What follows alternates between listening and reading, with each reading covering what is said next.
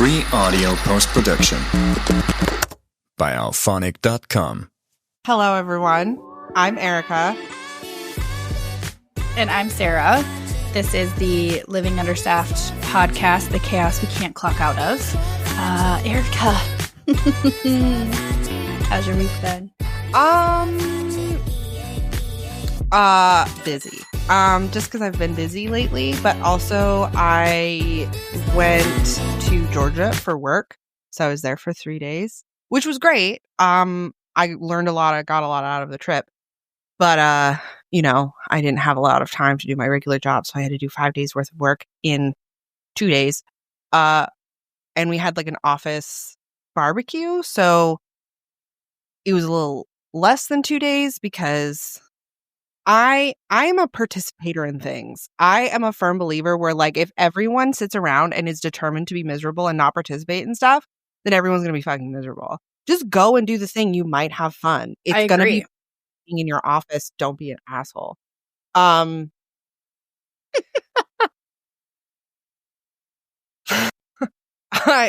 also, to be fair, I am an extrovert. And I need to have some patience for people who do have really bad social anxiety because those people exist. However, there are also people that are just determined to not have a good time. Correct. So I did work. I did do a lot of work, but I also, hung out with, my coworkers for an hour or so.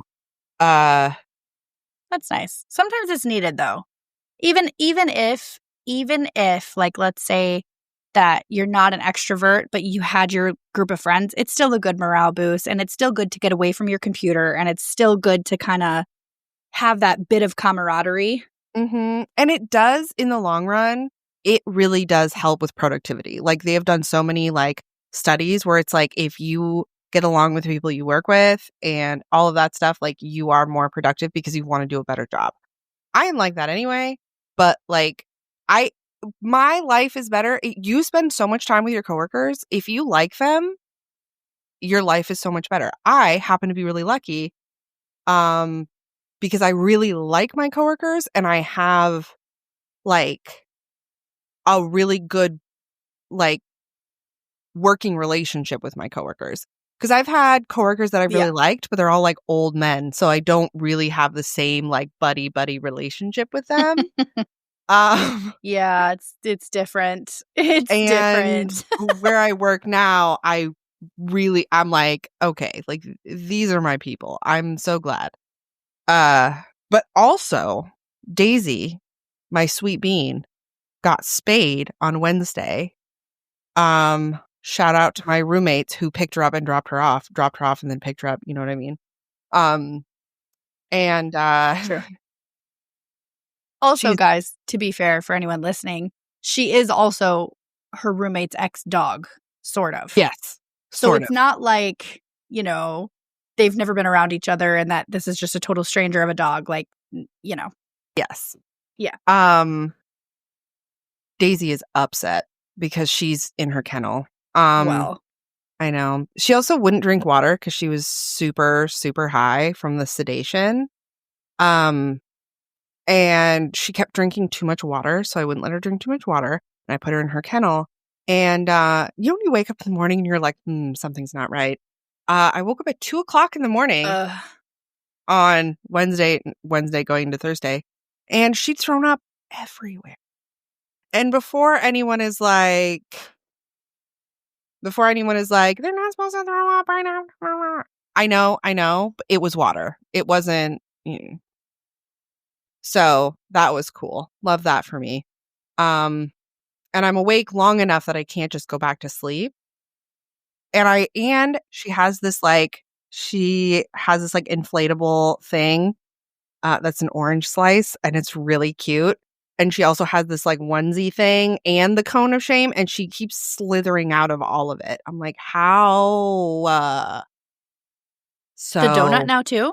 It's out of stuff. For someone who, or for a dog that only has one gummy worm, she uses it for mischief all the time. She also uses it as a pillow, which is really cute. If I can get a picture of it, I will. she'll like lay and then her face folds like squish up. So she's just like one big wrinkle. Oh my God, she's so cute. She's so cute. I mean, she's a cute I dog love that. anyway. She's extra cute. She's adorable. I'll for sure send you a picture because Yes, please. I just need that in my life for a little boost. yes, obviously. The endorphins that dogs give you. Honestly. I know. Honestly. That's pretty much it. What is happening? Anyway, also I may have overbooked myself this weekend. Girl, Shocking. same. I What know. have you got going on? I'm doing yard work tomorrow morning. Then I'm gonna go to Raleigh, maybe. Either way, we're gonna do something. I'm gonna do something with Greg. And we're going to a wedding, and he needs to buy a shirt so he can be my date. Sarah, stop looking at me like that. And then we might go to Raleigh. And then that evening, I'm like 90% sure that I have my book club, and that starts at 7. So I have a full day, basically. And then Sunday, I know I have to do something on Sunday. I just don't remember what it is. Yeah, we have a guest recording on Sunday. Oh, see? Yep. So, Sarah, how have you been understaffed? Adorable. Yeah. Oh God. What happened? Since we last recorded, why does this feel like 20 years ago? I don't know. But it does feel like 20 years ago. What was the last time we recorded was with Vanessa Kramer. Love her. Mhm. I had just gotten back from Kansas City for work. And then this week I was sick for a couple weeks, called out of work, sucked. Also did a podcast pitch for another small production, which is kind of exciting. It's like a monthly episode type of thing. I'm going to be doing all the post-production stuff, which is kind of fun. Oh my God. It seems like this week has been really short because I called out for a couple of days, but I filled those 2 days, of course, with like podcast things and editing and all of that. But have we posted an episode this week? Am I even halfway done with editing the episode? Also, no. I've reached out to both of the promos that are supposed to be in this week's episode, and the first person didn't like theirs and thought that it was going to be a completely different thing. The second person hasn't even responded or read messages. And I'm like, and then I also have overbooked myself this weekend. So Erika and I had decided to record tonight. Tomorrow I have to work for the Army. There's like a little fest in the little Civil War town that's here. So we're taking a bunch of students to the fest. And then I'm going to St. Louis to see Daddy Call so that we can sit by the pool and just lounge and chill the fuck out for a little while. I guess we're supposed to be going to see some live music tomorrow night. I don't know, but like I still don't have the episode done. Also, I've noticed that my attitude towards like being the best employee ever and being the best that I can be and, big Army, like be all you can be type of shit. I noticed that my fucks level has gone way down. And it's not that I don't care, but I am trying to I am taking somewhat of a step back because I'm a big picture person. I am trying to take a step back and look at if I wasn't here, what holes would there be? Like, what can I see that could potentially be a problem? Because we don't know, the hiring freeze and the weirdness that's out there right now with the downsize in civilian workforce and blah, blah, blah, blah, blah. what does that look like for us to actually post my position opening and get it hired? Because also, I think my chief made a comment about how Fort Leonard Wood was trying not to hire anyone outside of like special circumstances. I don't know how I don't know how all that works. But if that's the case, then my worst case scenario is that my position wouldn't be filled for at least 3 months, right? Just to look at it again, big picture. And there's been a lot of conversations about like, hey, so this week, one of the things that I did was I made a 90-day calendar, and it's listed out essentially by calendar day, the tasks that I would be getting done by that day.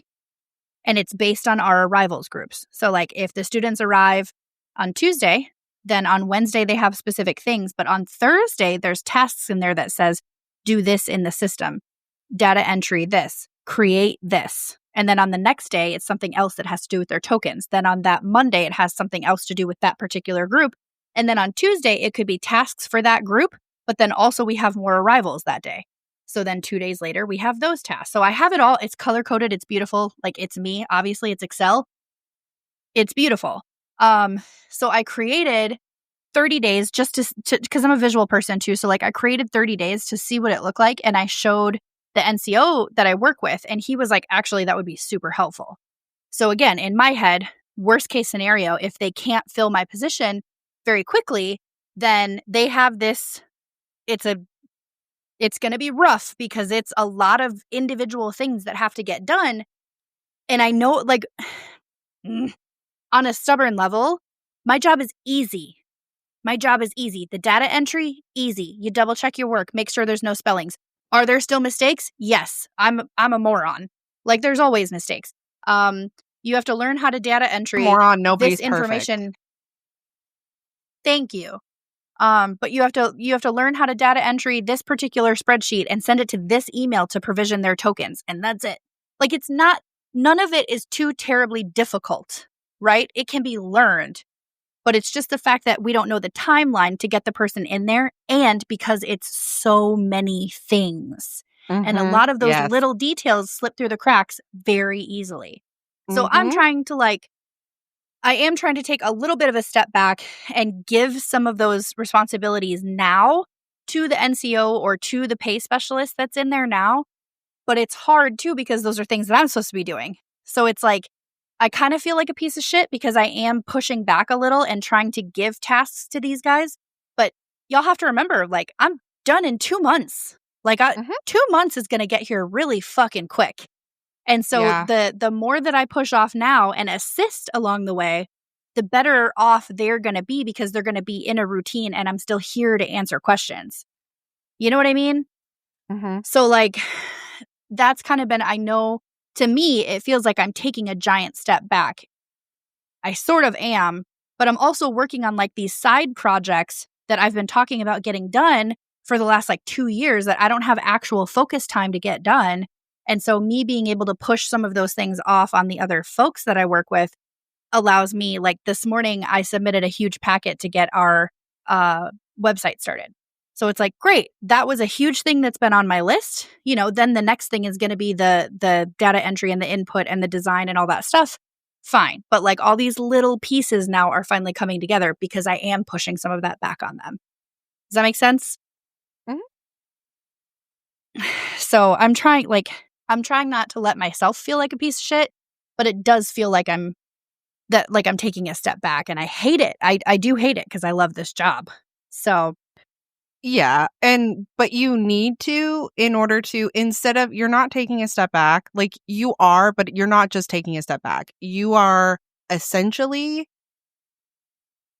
showing them what it's going to be like with you not being here on training wheels. So that it's not just like you're doing everything, and then all of a sudden you're gone. Because that's going to negatively affect the students. And I know that's the thing that you're like, you don't want to do. So at the end of the day, the way you're handling it now brutal. Is the best for the program and it's best for the students that are here.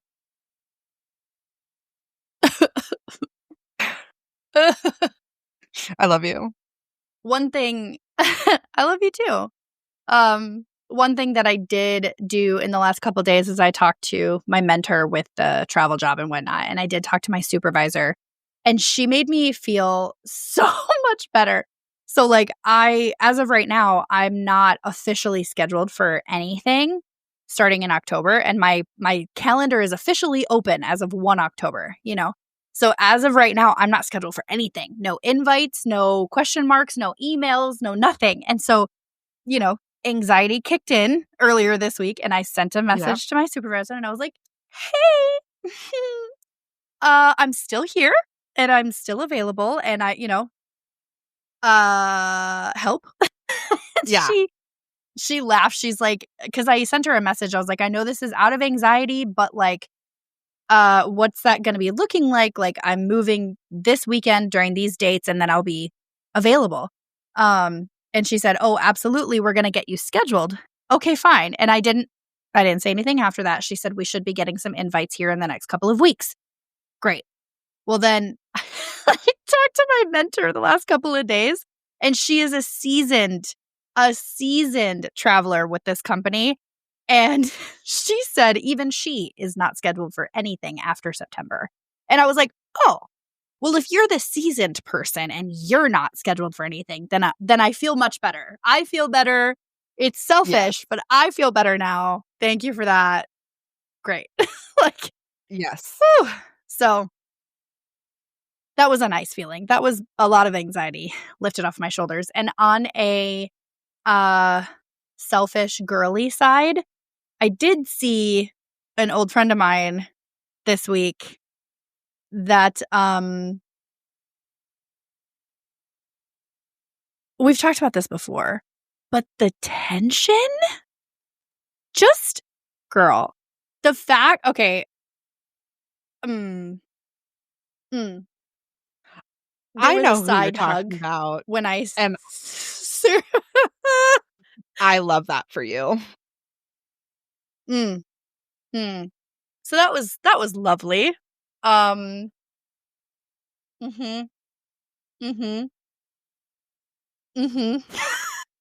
don't even know what to say.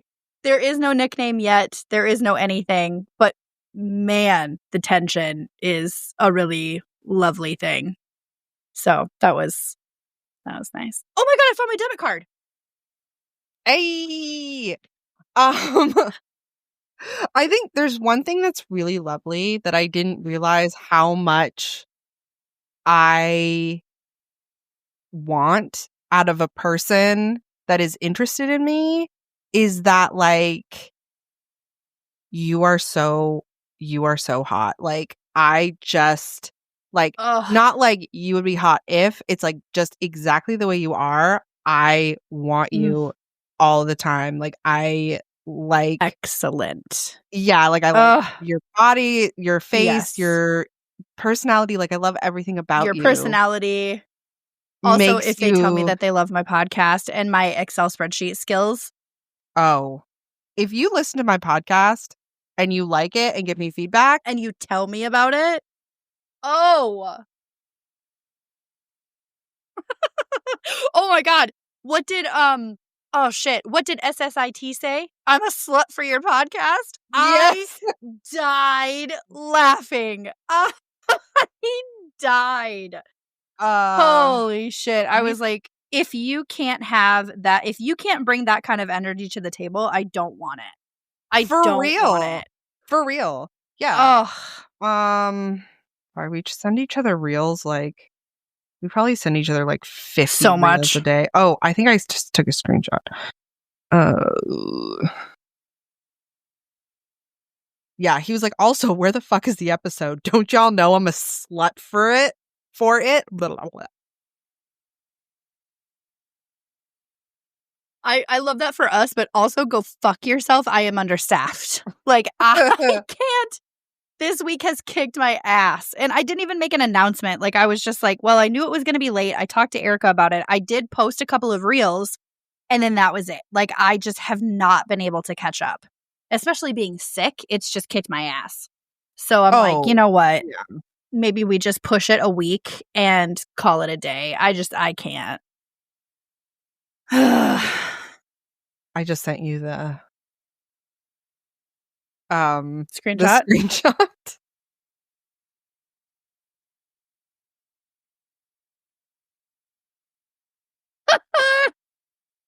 I'll superimpose it. That's fucking great. Yeah. Thanks for that, SSIT. Yeah. Appreciate ya. My book's called The Hunt Initiative. It's kind of a mild dystopian present day thriller. There's action in there, and there's also obviously a lot of suspense. But there's like some humor in there too to kind of balance the stakes. So it's not all doom and gloom throughout the whole book. If you are a fan of The Hunger Games or 1984 or Minority Report or The Purge, I know that's a lot. It's like a melting pot of those things. You know, a little authoritarian, which, I mean, it's a little on the nose for our present day situation. So take what you may. There is plenty to kind of go around to kind of help balance out the stakes. So it's not all doom and gloom. It's a very fun read. It's page turner, suspense, action, humor, little sci-fi in there. It's got a little bit for everybody. This is my only book. It's a standalone. Mm-hmm. I do have another book, but it's a children's picture book, which is totally different than this book. There's no death in that book. There's death in this book. Enjoy that if that's what you like. Well, we have we've been understaffed. That is factual. Also, I'm going to need you to tell me what the episode topic is because I don't fucking know what we're doing per usual. So we are doing misogyny is a skill issue. And I say that because I was on Instagram or something. And it was like a meme where it's like, oh, they did a study about this, that, and the other thing, and it proves that misogyny is a skill issue. And I was like, oh, interesting. I wonder if this is a real study because I'm that person. Like if I hear something on TikTok and I'm like, wow, that seems real. Let me look it up and make sure that it's real. So I found the study because I'm a crazy person and I read it, the whole thing they have on not just the abstract, which never happens. Don't look at me like that, Sarah. You're like, Jesus Christ, you are such a nerd. woo! Yes. Yes, I love it. Anyway, the study is called Insights into Sexism, Male Status and Performance Moderates Female Directed Hostile or Amicable Behavior. And essentially, it was a study to find triggers for hostile behavior towards women. That was the, I guess, like the purpose of the study. And the hypothesis was that female initiated disruption of male hierarchy incites hostile behavior from poor performing males who stand to lose status. Meaning, when women enter a space that is traditionally a male-dominated space, the men who have the most to lose are going to be the most hostile. So if they're worried that women are going to outperform them, they're going to be more hostile to women. And I have definitely seen that. And they're saying that to explain, like, not all men are overtly hostile to women when they are in a male-dominated environment. So why is it only certain men that are like that? And that was the purpose of the study. And I thought that was really interesting because for sure, just for my own mental health, I'm going to go through the rest of my life being like, if somebody's being like a overt misogynist, I'm just going to be like, wow, skill issue, bummer. Ugh.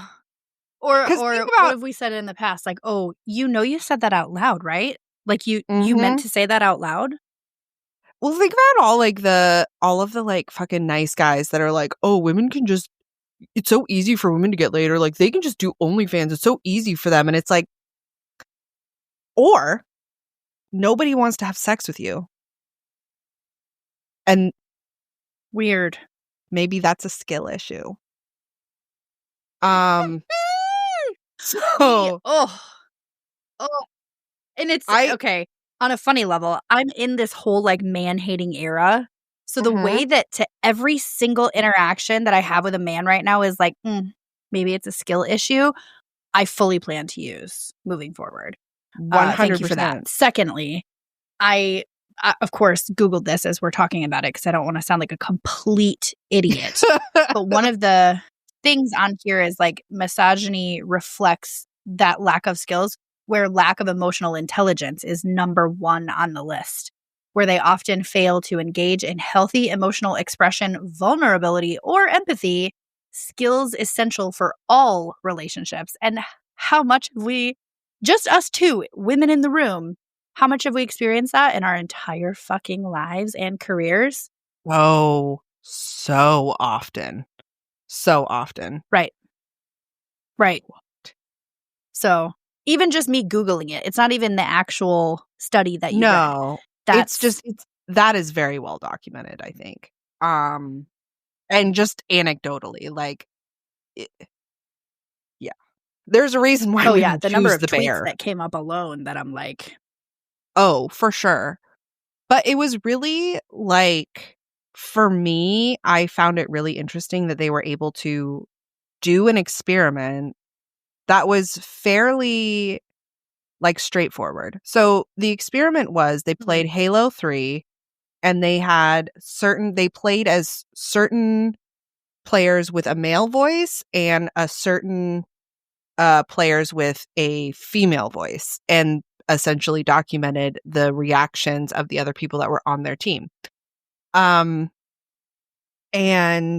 they also documented later on in the study that most of the people talking were male voices. So they didn't do a different study on that. I think it's worth noting.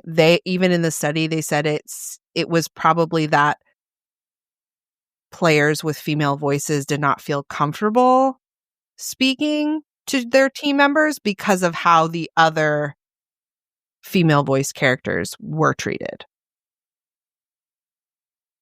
okay. And Not surprised. no. Like, that's not surprising. Yeah. Sucks, but not surprising. Essentially, they were proved correct that players who were hostile towards female-voiced teammates were lower performing males, and the lower they were performing, the more hostile they were towards the women on their team. Which should be a surprise to no one. Certainly no women who've been in any sort of environment with a man that they're outperforming. Because I certainly have. I know I have. I have. Sure thing. Yep. And those, I don't want to say those same players, but players who were low-performing male players acted submissively towards male-voiced players in identical scenarios who were doing better than them. So, like, who had a higher success rate in the game or whatever. Who were well performing. They were more submissive towards those male voiced players versus the female voiced players. And I think I've definitely seen it before where there's someone that person looks up to and they're like, you see them being shitty to other people and then that person comes in and they're just like all over it. I think we've all seen that in play somehow. Yeah, definitely. And I just thought, like, my anecdotal experience being put into a study was just really validating, you know? Because it's like, is it just me, or do men actually just hate women who are doing well? There's a response. So if you Google it, right, the there's a lot of posts that come up with male behavior towards female gamers and then starts with the 2015 study. So there's a whole bunch of screenshots, and like if you Google this, there's like screenshot after screenshot on different social media platforms, and it comes up with different people's posts, right? I find going through and reading comments is also interesting because you get, especially for the high performing accounts, right? That the people who are responding. One person says, and I'll read it. His reply is, another part is that once you achieve certain skill in a game, you tend to value it, the game and your ranking in it, as part of your identity. In that sense, keeping the game alive and maintaining to outsiders a positive impression of the top of the ladder becomes fundamental to your identity. So in that case, if you are responding poorly to a female who is outperforming you when that's a part of your identity, that person is feeling attacked, and that's how they are choosing to lash out. That's their visceral reaction to being attacked because that is a part of their identity. Not everybody is like that, I'm sure. I would really like to hope that people who are gamers, because it is a pretty prevalent hobby in today's society with internet access and all of the things. I think it is it is a hobby, I would say. But the fact that someone would take it on as an identity with their skill set and like, I would agree with that's if they feel attacked personally by whatever person it is that is outperforming them, and it happens to be a female, that's it's very telling of the person's personality. Yes. I also, my hot take is, I think gaming is a hobby the same way drinking a beer after work is a hobby. Like, it does help you decompress. I'm not saying it doesn't. And I'm not saying that gaming, like I play video games. I'm not going to sit there and be like, all video games are awful. Because I don't think that they are.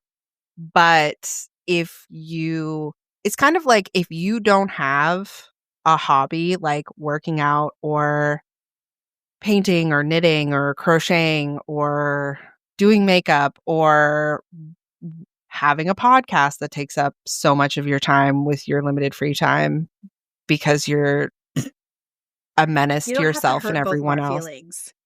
I don't think it's in the same camp is all I'm saying. Yeah. Because it's hard to look at it because there's like I don't agree with spending that much time on a screen with whatever video game it is, but then also, then there's also the anomalies of like, there are some teens out there that are making more money than I do because they're streaming their video play on Twitch or whatever it is, and like they're making more money than me, and it's like, you're 14. What the fuck am I doing with my life? And we met somebody at Lit and Libations who plays video games for her full-time salary. So I mean, more power to those people. But if it's something that is, for me, if it's something that is holding you back from quote unquote living your best life or holding back things that your family can do, that's a problem. Like that's, yeah.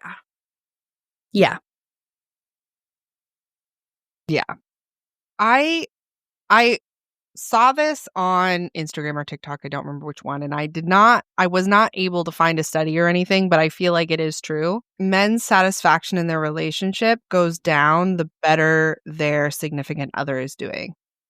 And I feel like that's not true for all men, but it's definitely true for men who see themselves as the provider or the breadwinner, where if their spouse is doing better than them or not even like making more than them, but just like further in their career than them, then they can't like it like you were saying, it contradicts their idea of themselves, like their identity, and they can't handle it.